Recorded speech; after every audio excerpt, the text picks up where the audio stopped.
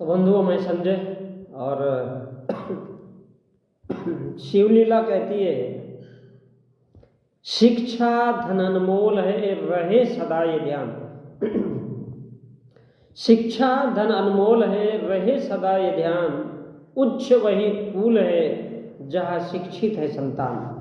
ये कहाँ तक सही है, कहाँ तक गलत है मुझे नहीं मालूम, लेकिन शिवलीला कहती है ऊंचा फूल वो होता है जहाँ सभी लोग शिक्षित होते हैं।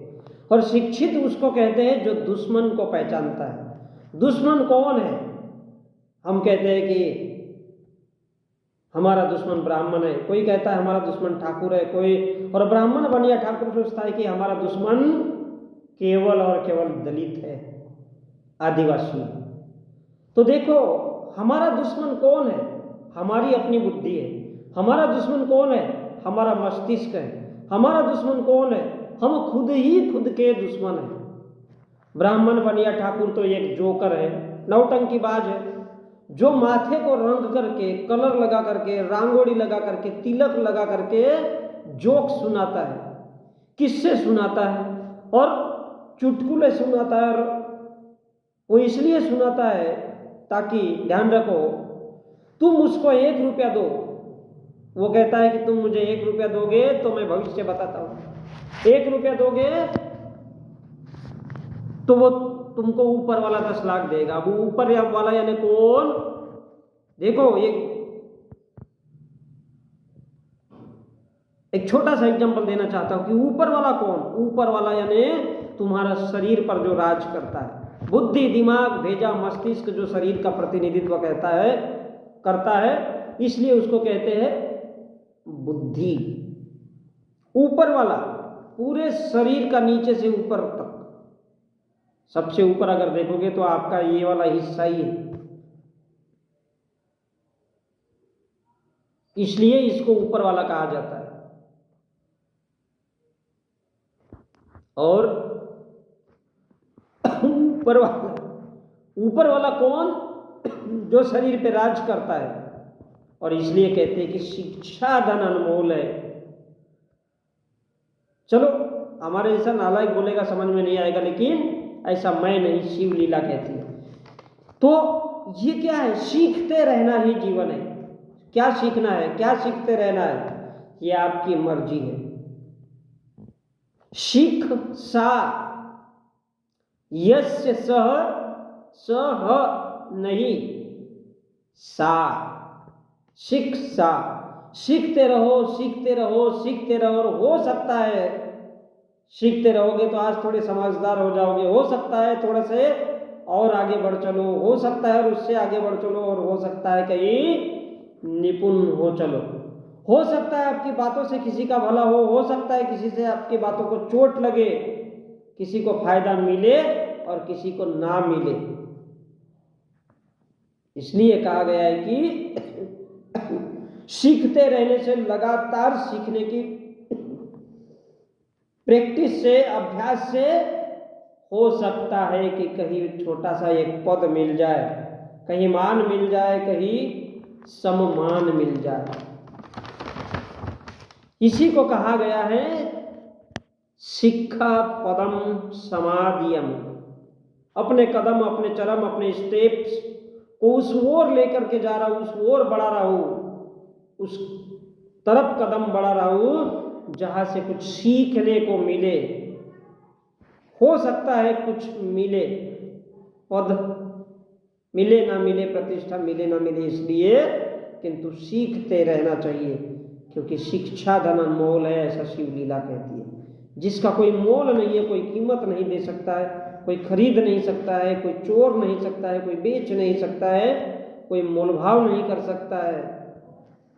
आज तक कोई उसको खरीद नहीं सका, इसलिए वो अनमोल है जो आपके पास है। शरीर में जिंदा है, आपका शरीर जिंदा है, इसलिए वो आपको समझ में आएगा।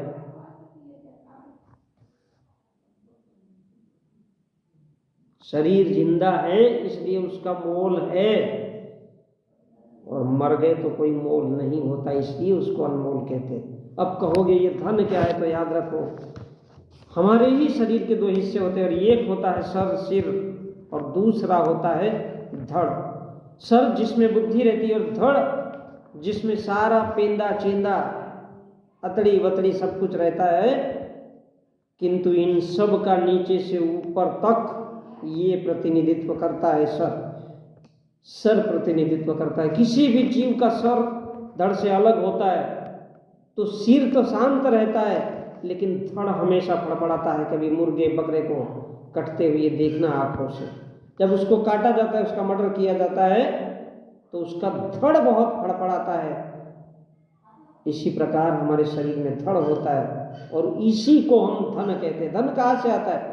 मेहनत किसान गरीब मजदूर जाति वाला करता है, कुर्मी वाला करता है, और ये मेहनत करते हुए ये बातें कौन बताता है? बुद्धि वाला जोकर जो मस्तिष्क को कलर करता है, वो ब्राह्मण होता है, वो इसको समझाता है। और इसलिए क्योंकि सेक्स धड़ करता है, भगना मूतना धड़ करता है, और सर नौटंकी करता है, रोता है धोता है, इंप्रेशन हाव भाव जगाता है। ऊंचा कुल ऊंची खानदान ऊंचे जात का वो होता है, इसलिए बुद्धि बताता है तो परिवार शिक्षित कहलाता है। और इसलिए कहते हैं जिंदगी की यही रीत है, हार के बाद ही जीत है। तो रीत क्या है? रीत तरी, जैसे चने की तरी होती है, तेल गरम करके ऊपर से डाला जाता है तो स्वाद बढ़ता है, टेस्ट आता है, खाने वाला खुश हो जाता है, भले ही घर जा कर के 10 बार टॉयलेट जाता है, लेकिन तरी खा करके खुश हो जाता है। ऐसे ही औरत का धड़ चाहिए, शरीर चाहिए, तो तरी डालना पड़ेगा। क्या परी लगती है, क्या जन्नत लगती है, क्या जहन्नुम लगती है, क्योंकि उसका धड़ काम में आता है, चेहरे से क्या लेना देना। और इसी को स्त्री धन कहते हैं, लक्ष्मी माता कहते हैं। कोई चोली पहनाता है, कोई गहने पहनाता है, कोई बनियान पहनाता है, कोई चड्डी बदलता है, कोई चुनरी बदलता है, तब जाकर के वो सुंदर लगती है। और इसलिए कहते हैं कि लम्हे वक्त के सदियों पे भारी हो गए। अरे बाप औरंगजेब जैसा राजा था, साले बेटे भिखारी हो गए। 800 साल जितनी अय्याशी मजा मौज अल्लाह के नाम पर करनी थी कर गए। आज गली गली मोहल्ले मोहल्ले साले भिखारी हो गए। न जात बदल पाए, न जिस्म बदल पाए। अल्लाह तो कब का दफन हो गया, लेकिन अपने हालात नहीं बदल पाए। बाप हाथिम था, बेटे भिखारी हो गए। अल्लाह के नाम पे दे दो बाबा, बड़ी रहमत होगी। और वो कहता है भर दे झोली मेरी या मोहम्मद, तेरे दर से ना जाऊंगा खाली।